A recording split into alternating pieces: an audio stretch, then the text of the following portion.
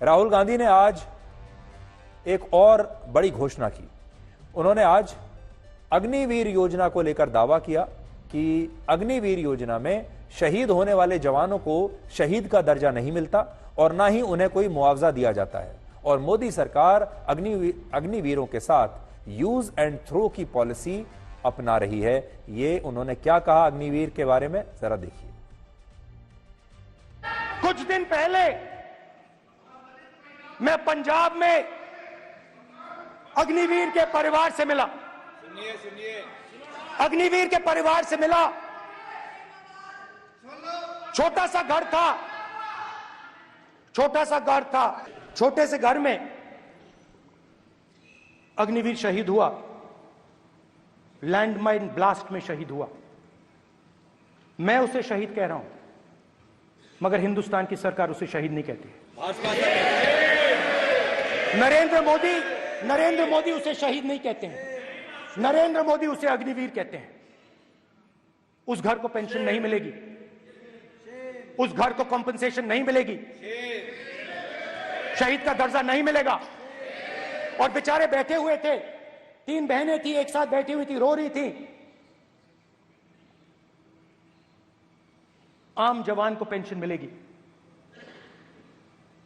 जरूर दुख होगा, मगर हिंदुस्तान की सरकार आम जवान की मदद करेगी।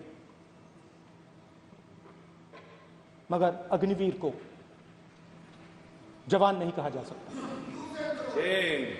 अग्निवीर यूज एंड थ्रो मजदूर है। और आप उससे कहते हो, उसको आप 6 महीने की ट्रेनिंग देते हो, 6 महीने की ट्रेनिंग देते हो। दूसरी तरफ चाइना के जवान को 5 साल की ट्रेनिंग मिलती है, राइफल लेकर उसके सामने खड़ा कर देते हो, उसके दिल में भय पैदा करते हो। एक जवान और दूसरे जवान के बीच में फूट डालते हो कि एक को पेंशन मिलेगी, एक को शहीद का दर्जा मिलेगा, दूसरे को नहीं मिलेगा, और फिर अपने आप को देशभक्त कहते हो। ये कैसे देशभक्त हैं? राहुल गांधी का यह दावा भी गलत है, क्योंकि जब कोई अग्निवीर शहीद होता है तो उसे लगभग 1 करोड़ रुपए की सहायता राशि सरकार देती है।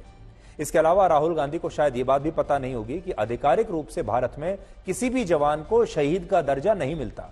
हमारे देश में शहीदों को सैन्य सम्मान के साथ अंतिम विदाई दी जाती है, लेकिन हमारे देश में शहीद का दर्जा है ही नहीं संवैधानिक रूप से, कानूनी रूप से। और इसलिए राहुल गांधी ने जो बात कही है ये पूरी तरह गलत है।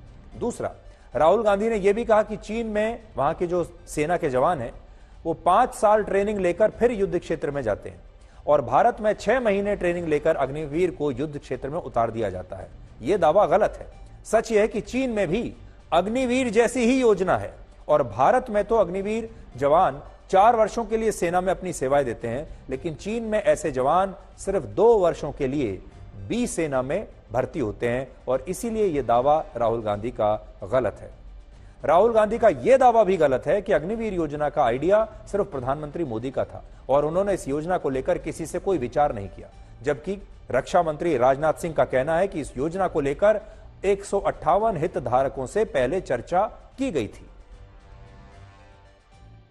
अध्यक्ष महोदय, एक आदमी सब पर भारी। अध्यक्ष महोदय, मैं नेता प्रतिपक्ष से अनुरोध करना चाहूंगा, गलत बयानी करके सदन को गुमराह करने की कोशिश। गलत नहीं है सर, गलत नहीं है सर, गलत नहीं है सर। सेवाओं की सुरक्षा के दौरान यदि हमारा कोई अग्निवीर का जवान शहीद होता है तो उसके 1 करोड़ रुपए की धनराशि सहायता के रूप में उसके परिवार को मुहैया कराई जाती है। इस प्रकार की गलत बयानी से सभी को गुमराह करने की कोशिश नहीं की जानी चाहिए संसद में।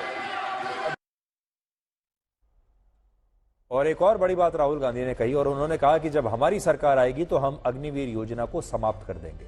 तो राहुल गांधी का आप कॉन्फिडेंस भी देखिए, क्योंकि वो इसी अभी दुनिया में जी रहे हैं कि उनकी सरकार आने ही वाली है और जब उनकी सरकार आएगी तो वो अग्निवीर योजना को समाप्त कर देंगे। लेकिन यह बात सही है कि अग्निवीर योजना हमारे बहुत सारे लोगों की दुखती रग है। इस बात को राहुल गांधी समझ चुके हैं और उन्होंने उस पर एक बिल्कुल क्लियर स्टैंड लिया है कि हम अग्निवीर योजना को समाप्त कर देंगे।